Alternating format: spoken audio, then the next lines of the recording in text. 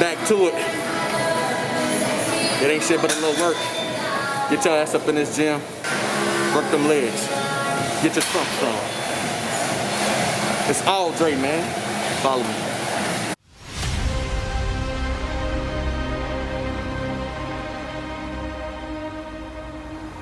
A lot of people say, "Oh, I just want to sort of." They're kind of dabbling in the idea of improving themselves. And the real way to do it is you got to write down what the fuck you want and then go after it. If you decide I'm going to get down to bang, I'm going to do this. I'm going to run a marathon in less than 5 hours. I'm going to, whatever the fuck it is, you got to write that shit down and go for it.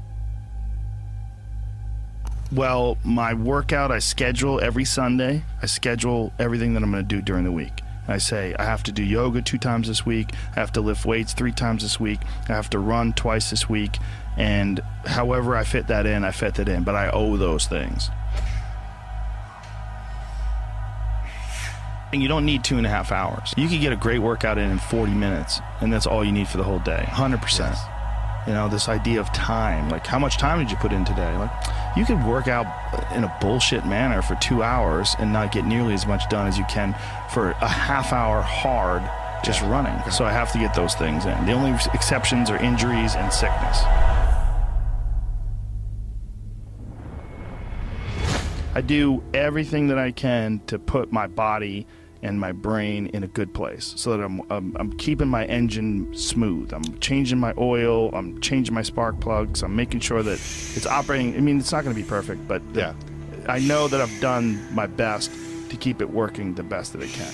There's consequences that you pay to constantly seeking comfort and avoiding discomfort and avoiding hard work. And those consequences are you're never gonna feel self-realized, you're never gonna feel like you accomplished anything, you're never gonna have this feeling of understanding that difficulty and struggle and the ability to push through that is a muscle, and you develop that muscle by doing it. And once you do, you develop a lot of self-satisfaction and you develop peace of mind, and you understand that you can overcome obstacles. If you don't have to overcome obstacles, you never know whether or not you can. Unless you are faced with actual adversity, you don't understand how you're gonna feel and how you're gonna react when you overcome that adversity.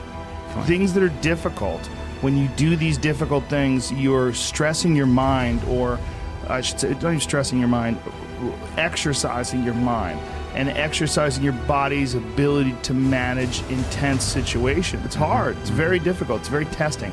And in doing so, you lessen the stress of regular life. The more stressful situations that I experience, the more I understand what they are and the more I can relax.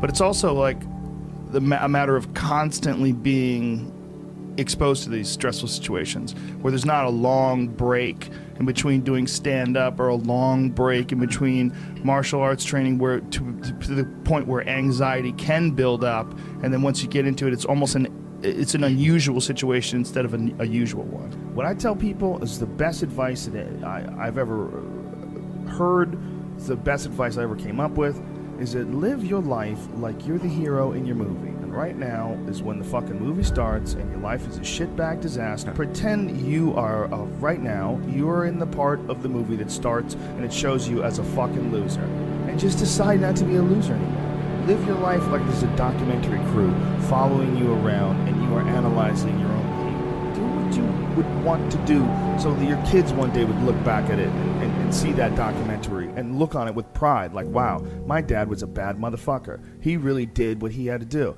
Wow, my mom really got her shit together. I love a success story, but even more than a success story, I like a dude who fucks his life up and then gets it back together again story. Those are my favorite stories.